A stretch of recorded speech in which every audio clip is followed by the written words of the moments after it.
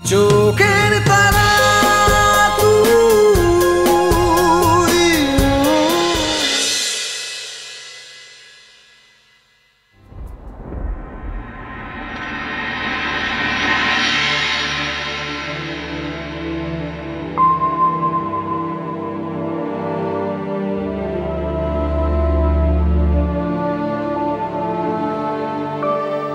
জয়া, মা বলুন, কোনো দরকার ছিল? তাহলে ভগীরথকে দিয়ে টাকা ডেকে পাঠাতে পারতেন তো। কোনো দরকার নেই, এমনি এলাম তোমার কাছে। বলুন। জয়া, রাত 10টা বাজে, আয়ুষ এখনো এলো না, আর দীপও তো। না না, আয়ুষ ফোন করেছিল, ও বললো শুটিং প্যাক আপ হয়ে গেছে, ও ফিরছে বাড়ি, রাস্তায় আছে। আর দীপ? ফোন করিনি। কেন? কি লাভ মা? ওর আসতে হলে আসবে, না আসতে হলে আমরা যতবারই ফোন করি ও তো আসবে না। তুমি জোর করো না কেন?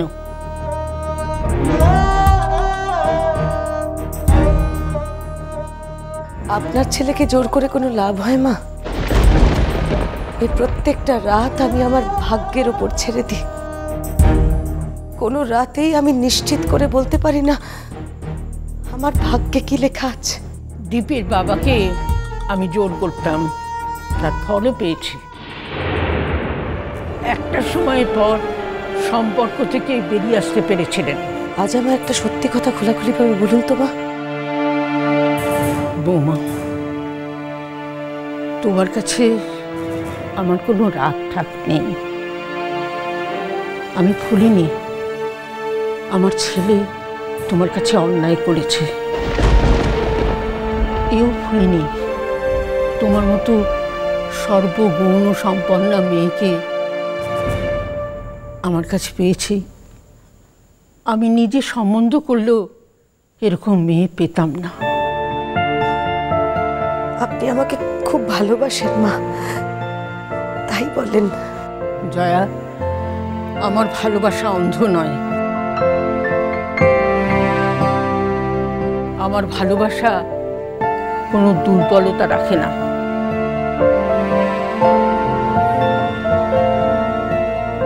তুমি কি জানতে চাও আমার কাছে? বলো। তাহলে আপনি আমাকে আজ বলুন তো, আপনি আপনার ছেলের সাথে লেখার বিয়েটা দিলেন না কেন মা? আপনি আপনার ছেলের সাথে লেখার বিয়েটা দিলেন না কেন মা? তা কি শুধু আপনার জীবনের অভিজ্ঞতা ভালো নয় বলে, নাকি লেখার সাবিত্রী দেবীর মেয়ে বলে? না জয়া, আশা করি আমাকে এতদিনে এইটুকু চিনেছ, আমি একের দায় অপরের ঘাড়ে চাপাই না। আমি ওই লেখাকে যখন দেখি ও তখন খুবই ছোট, প্রায় জন্ম থেকেই দেখা বলতে পারো। তখন ওর মায়ের সঙ্গে ওর বাবার মনোমালিন্য চলছিল। বাচ্চাটা তখন প্রায় আমার কাছে থাকতো, কেমন একটা মায়াই লাগতো আমার বাচ্চাটার জন্য। আমার দীপের সঙ্গে একসঙ্গে বসে খেত, এক বিছানায় ঘুমোতো। বছর দুয়েকের ছোট বড় ওরা। লোকে কানাঘুষোয় নানা কথা বলতো, কিন্তু আমি তখনও জানি না আমার স্বামীর জন্যই রেখার মা বাবার মধ্যে ভাঙন ধরেছে। কথায় বলে না, আমার ঘর পুড়ছে, বাইরের লোক দেখছে, কিন্তু আমি আগুনের আজ টের পাচ্ছি না। যাই হোক, রেখার বাবা ওর মাকে ছেড়ে চলেই গেলেন এক সময়। আর দীপের বাবা পতঙ্গের মতো সাবিত্রীর আগুনে পোড়ার জন্য যেন তৈরি হয়েছিলেন। সেসব যে কি দিন গেছে জয়া, কত লাঞ্ছনা, কত যন্ত্রণার মধ্যে দিয়ে গেছে। আমি সেদিনই পণ করেছিলাম, আমার ছেলেদের আর যাই হোক কোনো অভিনেত্রীর সঙ্গে বিয়ে দেব না। ওসব সংসার থাকে না। কিন্তু মা, আপনার ছেলে তো লেখাকেই ভালোবেসেছে। তাই যদি বলো জয়া, সে তো তোমাকেও ভালোবেসে এই সংসারে নিয়ে এসেছিল। না মা, কখনো না। ও আমাকে কোনোদিনও ভালোবাসেনি। ওটা ছিল ওর মোহ। আসলে লেখা ওকে ছেড়ে দিয়ে চলে গিয়েছিল তো। তাই আমার মনে হয় কোনো একটা শূন্যতা থেকে, অথবা লেখার উপর প্রতিশোধ নেওয়ার একটা ইচ্ছে থেকেও আমাকে বিয়ে করেছিল। আমি সেদিন দীপ আর লেখার মধ্যে বাধা হয়ে দাঁড়িয়েছিলাম ঠিকই, আবার এ কথাও ঠিক জয়া, লেখা যদি দীপকে বিয়ে করতে চাইতো আমি আটকাতে পারতাম না। লেখা তখন পয়সাওয়ালা প্রতিষ্ঠিত হ্যান্ডসাম একটা ছেলেকে দেখে।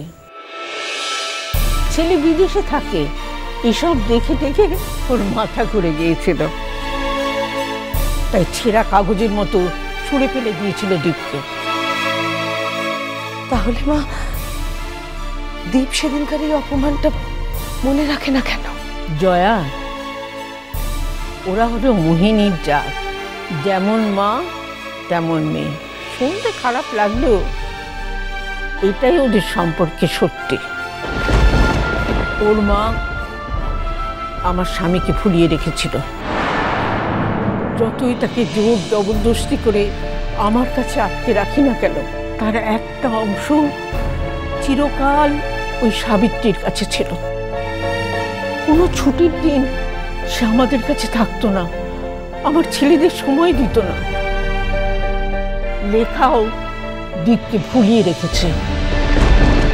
আমি তোমাকে ওই লেখার কাছে কিছুতেই হাঁটতে দিতে চাই না, কিছুতেই না।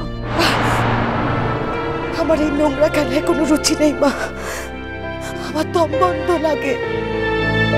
প্রত্যেকটা দিন এই অপমান সহ্য করতে করতে আমি একটু একটু করে পুড়ে যাই মা।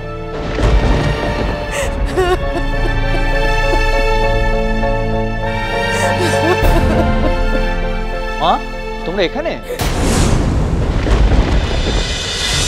মা, তোমরা এখানে?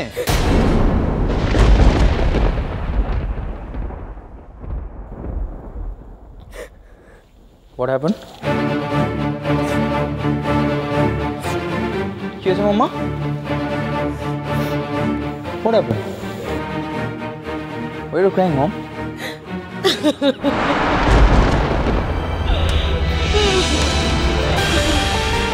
জয়া, ও সারাদিন টায়ার্ড হয়ে বাড়ি এসেছে।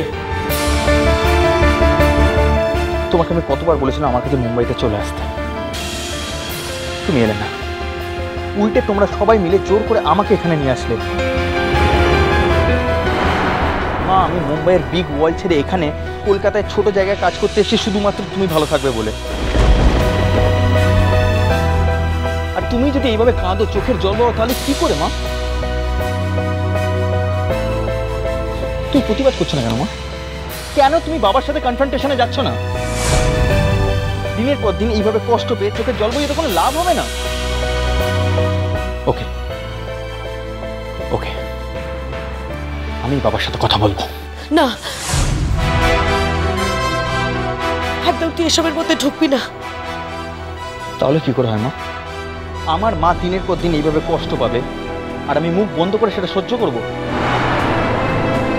আয়ুষকে তুমি বাধা দিও না জয়া, ওকে ওর বিবেকের নির্দেশে চলতে দাও। কিন্তু মা, জোর করে কোনো মানুষের মন ফেরানো যায়?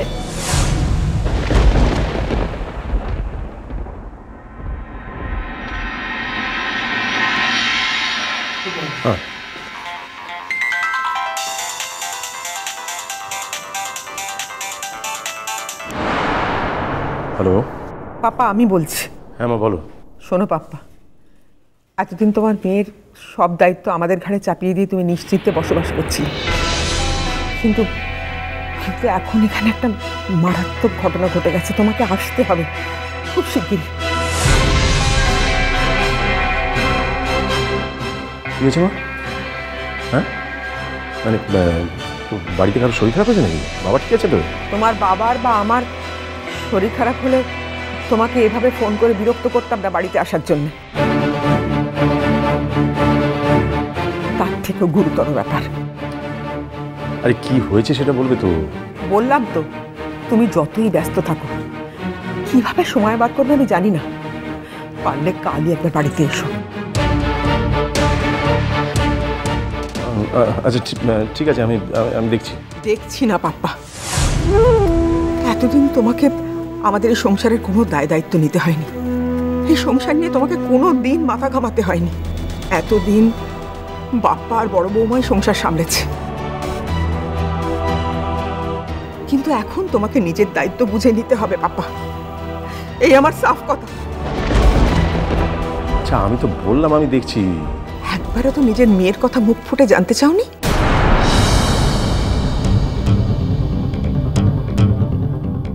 তুমি বাবা হয়েছ, জন্মের পর থেকে মেয়েকে আমাদের কাছে ফেলে রেখে তুমি পালিয়ে বেড়াচ্ছ।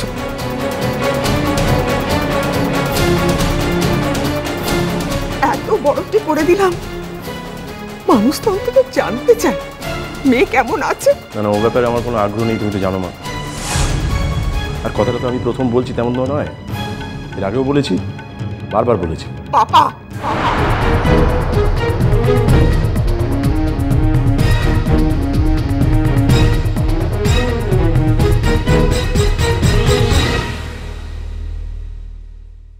বললো তোমরা যদি ঘাট থেকে নামিয়ে দাও তাহলে আমাকে দায় নিতেই হবে।